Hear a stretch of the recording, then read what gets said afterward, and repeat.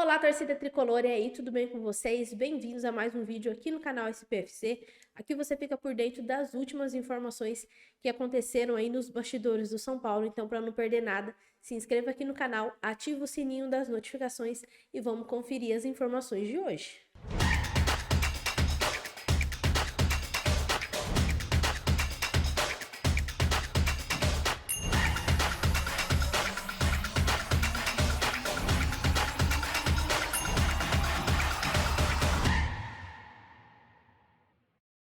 Vamos começar falando sobre o mercado da bola. Como vocês sabem, desde o começo do ano, o São Paulo está no mercado em busca de um lateral.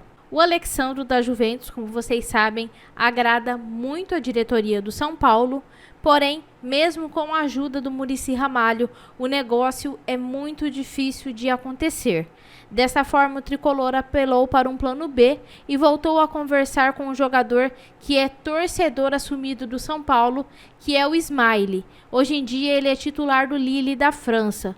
Porém, mesmo tentando apelar para o coração do jogador, a negociação também não deve acontecer.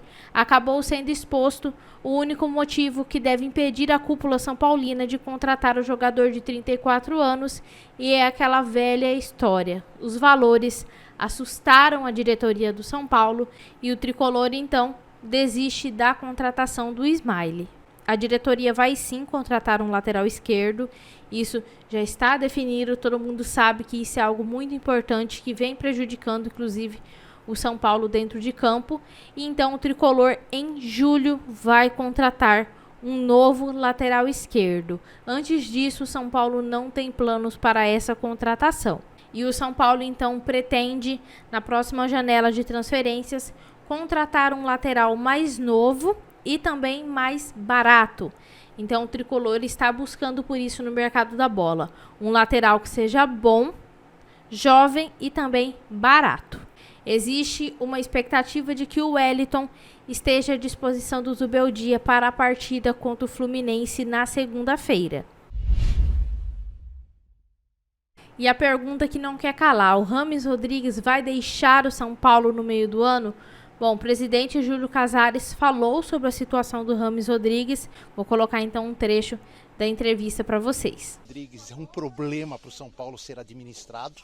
Ele não está jogando, não está sendo escalado, mas ele já ajudou o São Paulo. A vinda do Rames colocou o São Paulo num patamar de competitividade, direito esportivo, de jogadores. Veio o Lucas junto. Então o São Paulo passou a ser um protagonista de grandes, não digo nem aposta, contratações. O jogador às vezes não se adequa dentro do campo por uma questão física ou por uma questão de escolha e de quem treina, né? E a gente tem que respeitar isso. Então eu vejo que se o Rames tiver um caminho de saída, será também um caminho natural como foi o caminho de chegada. Eu me lembro, e você acho que lembra dessa data, em 85 o Falcão veio para o São Paulo, o Rei de Roma, um grande jogador, um dos maiores jogadores. E ele não assumiu a titularidade. O Márcio Araújo foi o titular na decisão contra a Portuguesa. Hoje o Márcio Araújo está com a gente novamente.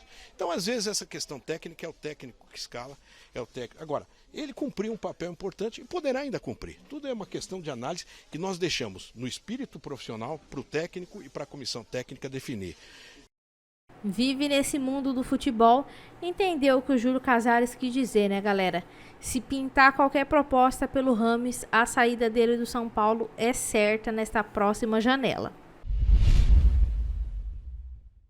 E temos uma boa notícia, o São Paulo voltou aos treinos nessa sexta-feira, depois de um dia de folga, e o Lucas Moura está à disposição do técnico Zubeldia para a partida contra o Fluminense.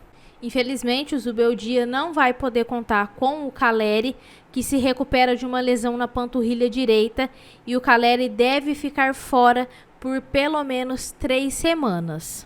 Quem também não está à disposição do treinador é o Michel Araújo, que vinha sendo titular. O jogador já não poderia atuar nessa rodada, porque ele pertence ao Fluminense e para que ele possa jogar, o São Paulo tem que pagar uma multa de cerca de R$1 milhão, mas também ele está suspenso pelo 3º cartão amarelo. Um possível São Paulo para enfrentar o Fluminense pode ser Rafael, Igor Vinícius, Arboleda, Alan Franco e Patrick, Alisson, Bobadilla e Galopo, Ferreirinha, Luciano e André Silva.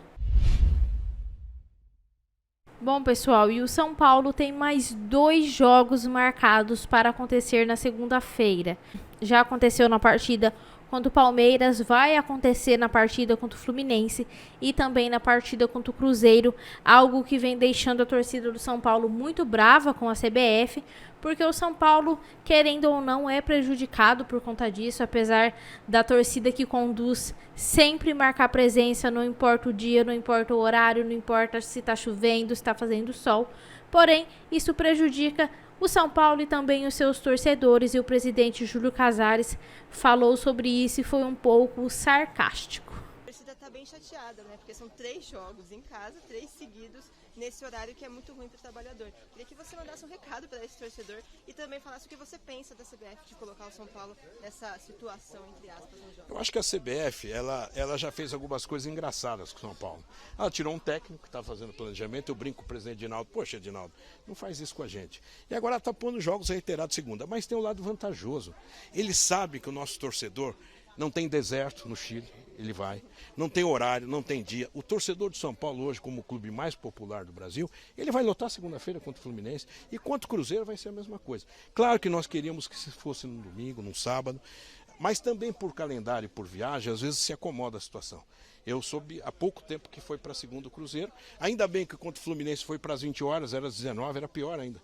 Então a gente tenta colocar esse apelo à CBF para que a segunda-feira, embora seja um dia importante para o futebol, tenha menos São Paulo, CBF, menos na segunda-feira.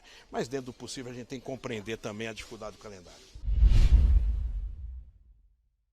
Bom, pessoal, e o São Paulo doou todo o dinheiro que foi arrecadado com o leilão do antigo letreiro do Morumbis, num valor de R$ 747.600, para ajudar as vítimas das enchentes do Rio Grande do Sul. O presidente Júlio Casares se reuniu com o governador do estado, Tarcísio de Freitas, a fim de solicitar então que o valor arrecadado no leilão fosse enviado para as vítimas das enchentes. Em um primeiro momento, a renda tinha sido destinada ao Fundo Social do São Paulo e agora será repassada para o Rio Grande do Sul. E o Júlio Casares será o chefe da delegação da seleção na Copa América. O anúncio foi feito hoje pelo Rodrigo Caetano, diretor das seleções da CBF, na nomeação dos convocados para a competição, que acontecerá em junho. Será a primeira vez que o Casares se apresenta como chefe de delegação da seleção. É hábito da CBF convidar dirigentes, normalmente presidentes de federações, para ser representante da seleção em jogos fora do país.